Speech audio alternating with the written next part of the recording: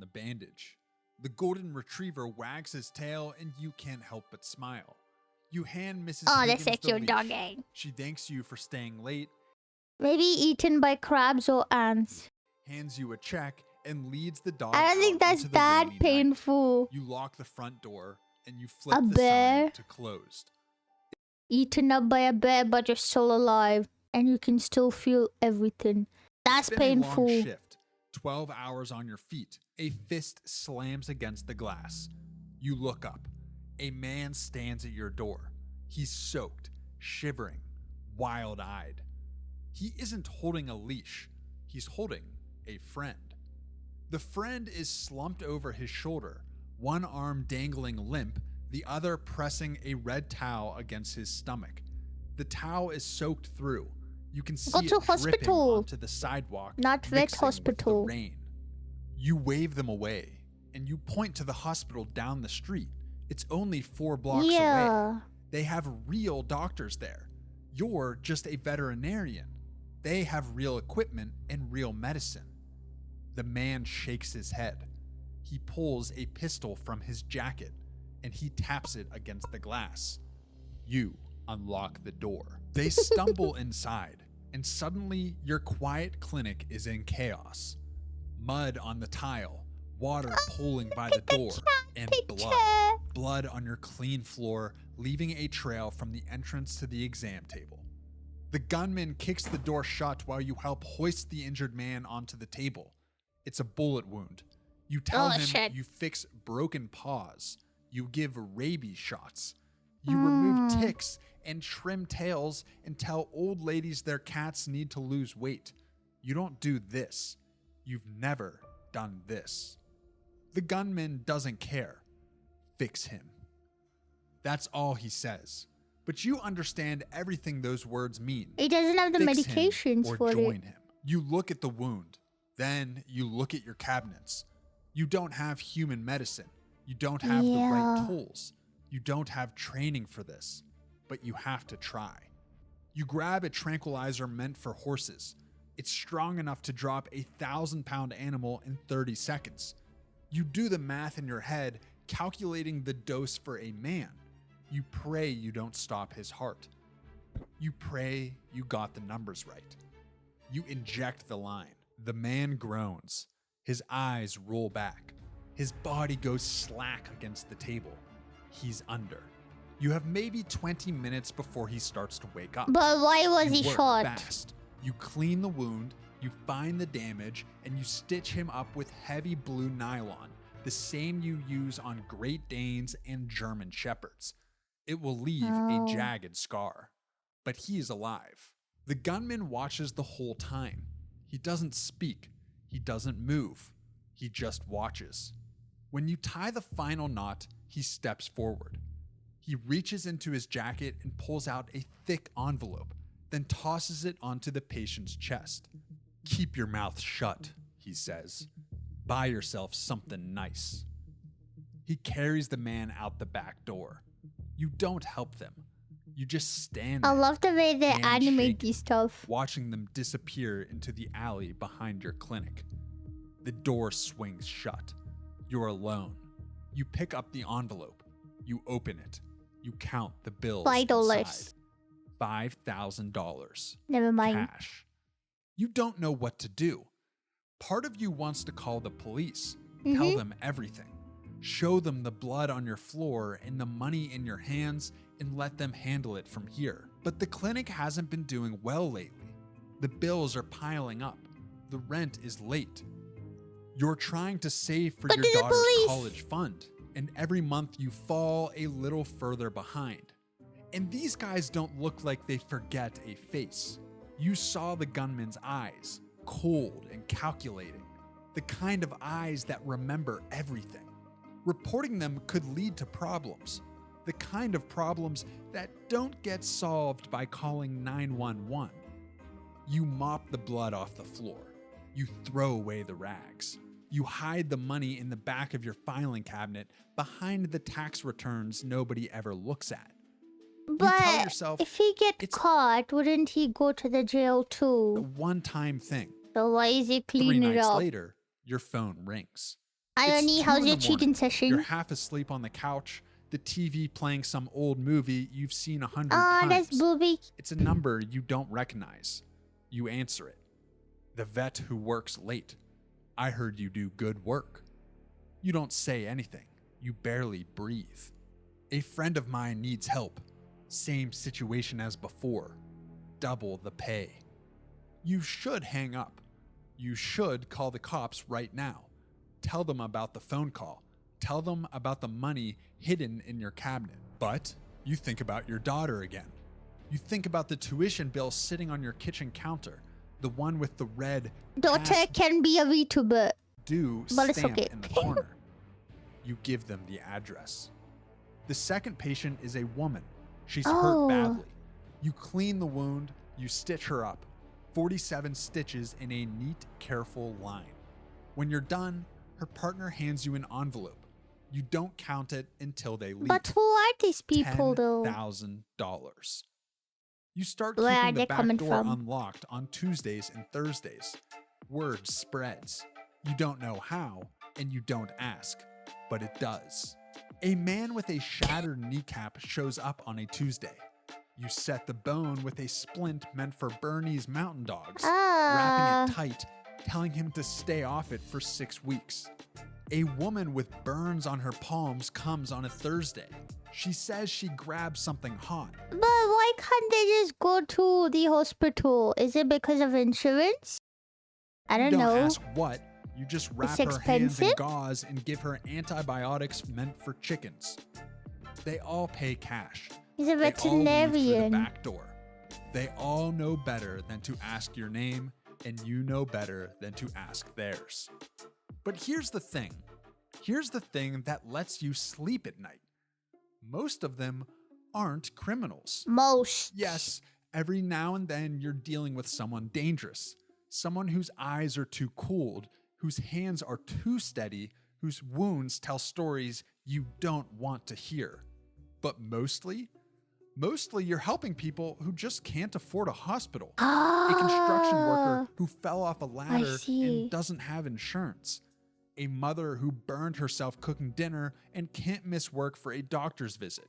Regular people with regular problems and no way to pay for regular solutions. You're doing good work. At least, that's what you tell yourself. You're gonna go to You jail. buy new equipment for the clinic. Sharper tools, stronger lights. You tell your ex-wife the clinic is finally turning a corner. She doesn't ask questions. She just nods and says she's happy for you. You put a deposit down on your daughter's first semester. Aww. 3 months pass. She can You've be a made more VTuber. money than the last 2 years combined. The filing cabinet is stuffed with envelopes now. You had to start a second hiding spot behind the water heater. You start to feel good at this. Not proud exactly, but capable. Needed. Like you finally found the thing you were meant to do. That's the first mistake. It's a Thursday. You finish with a patient around 2 a.m. Dislocated shoulder. Easy job. Pop it back in, wrap it tight, hand them the painkillers, and collect the cash. You walk them to the back door. You watch them disappear into the night, and you lock up behind them. You grab your keys. You head out to the back lot where your car is parked. You notice the black van too late. It's parked in the corner of the lot. The side doors It's slide gonna open. die. 2 men step out. Big, silent, moving with the kind of purpose that tells you they've done this before. One of them puts a bag over your head. Everything goes dark. They shove you into the van. After a short drive, they pull you out. You hear a door open. It smells like a real They're gonna hospital. steal his kidney. They What? walk you down a hallway. Oh no. They push you forward and you stumble into a chair. Someone cuts the zip ties. Your hands are free, but you don't move. The bag comes off. You're in a room with glass walls. Beyond the glass, you see medical equipment that looks more expensive than your entire clinic. An operating table in the center with a body on it. A man in a suit stands in front of you. You're the vet, he says. Mm-hmm. He turns and points. That man needs help. You look at the person on the table. You recognize him. Everyone in this city would. He's the man who owns the ports. He's the man who owns the police. The man who owns everything that moves through this city after dark. Steakhouse. The crime lord. He seems very sick. You shake your head. You tell them you can't do this. You explain that you fix dogs, cats, the occasional wound from someone who can't go to a hospital. But this is different. This is beyond you. The man in the suit doesn't blink. You've kept people alive in the last 3 months, he says. You did that with horse pills and fishing wire in a clinic meant for poodles. He steps closer. This is just one more mammal. You tell him it's different. You tell him this man needs a real hospital. A real Why surgeon. can't they go to a Someone real who went to hospital? medical school and did a residency and knows what they're doing. Hospitals ask questions, he says. They file reports. They call authorities. We don't like questions. A guard steps forward. You didn't even notice him before. Then He was just let a him part die. of the background. But now he's I front and know. center, and his hand rests on the gun at his hip. Mammals are mammals. Now begin. You scrub your hands. A woman in scrubs appears beside you. You step into the glass room. The crime lord lies on the table. You check his vitals on the monitor. You've seen this before in dogs who got hit by cars, in cats who fell from windows. Internal bleeding. You look through the glass at the suit. You tell him you need to operate now. No more waiting. He nods. The woman hands you the tools. A Your Caesar. hand hovers over the crime lord's stomach, and you hesitate. This man has ruined lives. You've heard the stories. Everyone has. The businesses he's burned, the families he's destroyed, the people who crossed Don't him kill him and now. simply vanished like they You'll be never killed. existed at all. You could let him die right here. Just hesitate a little too long. Call it a complication. Nobody could prove otherwise. But then you think about your daughter. Her smile, her laugh, the way she hugs you when you pick her up on weekends, squeezing tight like she never wants to let She go. should be a VTuber. You begin. The next 2 hours disappear. You work faster than shit. you've ever worked before. The woman assists you. She's good. She anticipates your moves before you make them, handing you tools before you ask, adjusting the lights when you need to see better. You wonder how many times she's done this. You wonder if she chose this life or if it chose her. Another hour passes. Your back aches. Your legs are numb. Sweat drips down your face, stinging your eyes. But your hands are steady now. Steadier than Don't they've they ever get dizzy been. if they see blood? You start I to get so stitch him dizzy. up. You tie the final Hi, knot. Roberto. The crime lord is alive. You stand there for a long moment. You don't feel proud. You don't feel relieved. You don't feel much of anything at all. Just empty, hollow, like you left something of yourself on that operating table. The suit enters the room. Better than I expected. You pull off your gloves. You drop them in the bin. They're gonna kill you now. You tell him you're finished. You ask for a ride home. You want to see your daughter. You want to sleep in your own bed. You want to forget this night ever happened. The suit doesn't move. Soon, he says. He presses a button on the wall. The glass walls turn white. You can't see out anymore. Police. You spin around. The door is sealed. You push against it. Nothing. You pound your fists against the glass. Nothing. You turn around slowly, your heart pounding in your chest. The crime lord's eyes are open. He looks at you the way a cat looks at a mouse. He smiles. Oh my god. That You scared saved my me. life, he whispers. Oh, thank you for the follow. Kovashenko. His voice is weak. That scared You me. nod. You tell him you did what they asked. Now you need to leave.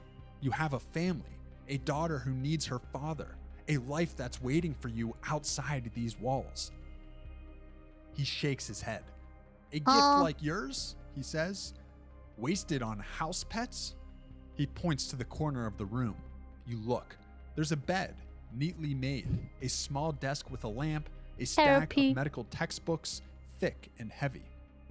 I've been looking for someone like you, he says, calm under pressure, asks no questions. You woke up after surgery? Wow. You tell him no. Your voice cracks. You tell him you have a life out there, a practice, a daughter who needs her father at her graduation, at her wedding, at all the moments that matter.